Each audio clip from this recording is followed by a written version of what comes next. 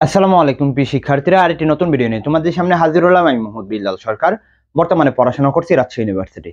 কি আজকে নতুন লুকে দেখতেছো? হ্যাঁ, তোমাদের অনুপ্রেরণায়, তোমাদের সাপোর্টে কিন্তু আমরা আরো এগিয়ে যাচ্ছি।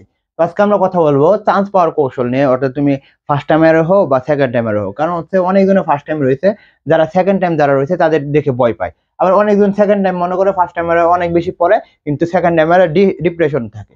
তো সেই বিষয়ে কিন্তু আমরা কথা বলার চেষ্টা করব।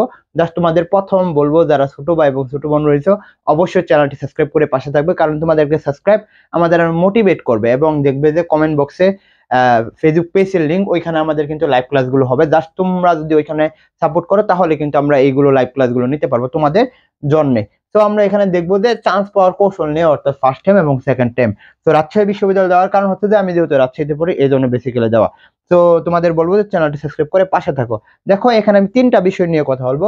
একটা হচ্ছে এডমিশন টাইমে তিন ধরনের স্টুডেন্ট আমরা দেখতে পারি, ছাত্রছাত্রী দেখতে পারি। কি ধরনের? আমরা এখানে যদি দেখি, একেবারেই পড়াশোনা করে না, অর্থাৎ মনে করো একেবারে পড়াশোনা করে না, কিন্তু স্বপ্ন দেখে আমি রাজশাহীতে পড়বো। এরকম করলে কিন্তু সে কখনো চান্স পাবে না। 2 নাম্বার হচ্ছে সব সময় পড়াশোনা করে। 3 নাম্বার হচ্ছে মোটামুটি পড়াশোনা করে। কি?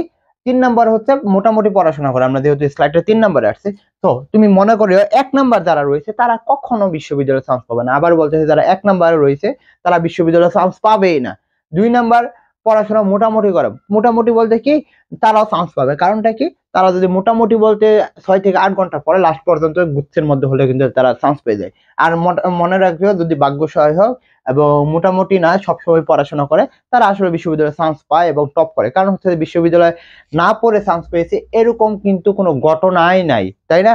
তো আমি তোমাদের বলবো যে মোটামুটি পড়াশোনা না করে, যেহেতু এখন লাস্ট সময় রয়েছে, জাহাঙ্গীরনগর ভর্তি পরীক্ষা হয়ে যাচ্ছে, তো রাজশাহীটা হবে, চট্টগ্রামেরটা হবে, গুচ্ছটা হবে, তুমি এখন মোটামুটি তোমার খাওয়া এবং ঘুম এবং আদার্স কয়েকটা কাজ ছাড়া তুমি কিন্তু আর কাজ করিও না। এবং লাস্ট সময় 2 থেকে 3 মাস যেটা রয়েছে, সেটাকে একটু কাজে লাগাও। পরে আমরা দেখবো এখানে কি দেখবো। আমরা দেখতে পারতেছি তুমি যে একটা বিশ্ববিদ্যালয়ে ভর্তি পরীক্ষা দিবে, সেই বিশ্ববিদ্যালয় সম্পর্কে কিন্তু তোমার জানতে হবে। সেই বিশ্ববিদ্যালয় সম্পর্কে কি, তুমি যে ইউনিটে ভর্তি পরীক্ষা দিচ্ছ, সেই ইউনিটে কিভাবে মানবন্টনটা কিরকম থাকে। আমি রাজশাহী বিশ্ববিদ্যালয়ের একটা মানবন্টনটা দেখালাম, বা আমি গুচ্ছের একটা মানবন্টনটা দেখালাম। তাহলে দেখো যে আমরা জানি যে বাংলার মধ্যে 35, ইংলিশের মধ্যে 35 এবং জিকের মধ্যে 30 নাম্বার। তোমাকে এখানে কয়েকটা বিষয়কে মাথায় রাখতেই হবে। সেটা হচ্ছে যে এই মানবন্টনের সাথে সাথে তোমার মাথায় রাখতে হবে যে আমি ওই বিশ্ববিদ্যালয়ে যে পরীক্ষাটা দিব, ওই বিশ্ববিদ্যালয়ের কাটমার্কটা কত থাকে। কাটমার্ক কত থাকে? আমরা যদি রাজশাহী বিশ্ববিদ্যালয়ের বিগত 2 বছর দেখি, তাহলে কিন্তু প্রশ্ন কঠিন হওয়ার কারণে কাটমার্ক কিন্তু 50 ছিল। তো তোমাকে কি করতে হবে? এই 50 নাম্বারটাকে আগে কাভার করতে হবে। কিভাবে কাভার করব? আমরা যদি এখানে দেখি, তুমি যদি মনে করো বাংলায় 35-এর মধ্যে মনে করো পাইলা কত, তুমি মনে করো পাইলা এখানে 25, আমি মনে করি যে অবশ্যই তোমাকে 25 পেতেই হবে। কারণ হচ্ছে যে বাংলা সকলে পারে, ইংলিশের মধ্যে তোমার 20 পেতেই হবে, তাহলে 45। আর দিকের মধ্যে তুমি 30-এর মধ্যে 20 পাওয়ার চেষ্টা করো, তাহলে দেখবা যে তোমার 50 না, তুমি 60+ তুমি নাম্বার পাবে। তখন দেখতে পারবে রাজশাহী বলো বা গুচ্ছের বলো, তুমি কিন্তু চান্স পেয়ে যাবা। তো তোমাকে যে বিশ্ববিদ্যালয় ভর্তি পরীক্ষা দাও না কেন, তোমাকে কিন্তু মানবন্টন জানা অবশ্যই মাস্ট মাস্ট মাস্ট।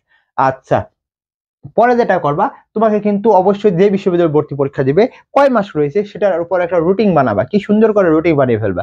এবং রুটিন এর মধ্যে কি থাকবে? মনে করো তুমি মানবিক নিয়ে যেহেতু আমরা কথা বলি, বাংলা, ইংলিশ এবং জিকে, এবং কি সেটা টপিক অনুযায়ী পড়া। টপিক অনুযায়ী কি, মনে করো তুমি জিএসটির মধ্যে পরীক্ষা দিবে বা রাজশাহীতে পরীক্ষা দিবে, সেখানে দেখতে পারবে তোমাদের শর্ট সিলেবাসের পরীক্ষা হয়। তো তোমাকে যেটা করতে হবে, ওই শর্ট সিলেবাসটাকে আগে খেয়ে ফেলতে হবে। এবং এখানে যে বাংলা, ইংলিশ, জিকেটা রয়েছে, সেই টপিকগুলো একটা খাতায় বা একটা রুটিন করে লিখে ফেলা, যে আমি এই 15টা টপিক আসে আমার ইংলিশ থেকে, তো আমি এই 15টা টপিক এখান থেকে শেষ করবো। অর্থাৎ 15 দিনে আমি 15টা টপিক শেষ করবো। অর্থাৎ তোমাকে এভাবে যদি পড়তে পারো, তাহলে কিন্তু বিশ্ববিদ্যালয়ে চান্স পাওয়া আসলেই সম্ভব।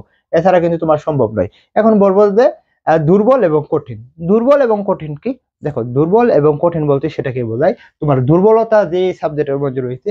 কঠিন, দুর্বল বলতে তুমি যেটা বলবো যে এটা যে, মানে যেটার মধ্যে তুমি দুর্বল, এবং কঠিন বলতে কি, সেটা হচ্ছে তোমার যে মানে যেটা তোমার অনেক দুর্বলতা রয়েছে। অর্থাৎ তুমি মনে করো যে ইংলিশ একেবারেই পারো না, বুঝছো? এবং কি কঠিন বলতে কি বোঝানো হয়েছে, যে তুমি এটা কিছু কিছু পারো, কিন্তু তুমি একেবারে পড়লে পারতেছো। তো তোমাকে যেটা করতে হবে, দুর্বলে ফোকাস করতে হবে এবং কঠিনটাকেও তোমাকে কাভার আপ করতেই হবে। পরে দেখো, যাদের স্বপ্ন রাজশাহী ইউনিভার্সিটি, জিএসটি এবং চট্টগ্রাম বিশ্ববিদ্যালয়, তারা কিন্তু আমাদের এখানে পড়তে পারো। এখানে বাংলা, ইংলিশ, জিকে ক্লাস হবে, সাথে কিন্তু তোমরা 70টি পরীক্ষা ফ্রি পাবে। আর শুধুমাত্র যারা এক্সাম বেসে ভর্তি হতে চাও, তারা 250 টাকা দিয়ে ভর্তি হতে পারবা।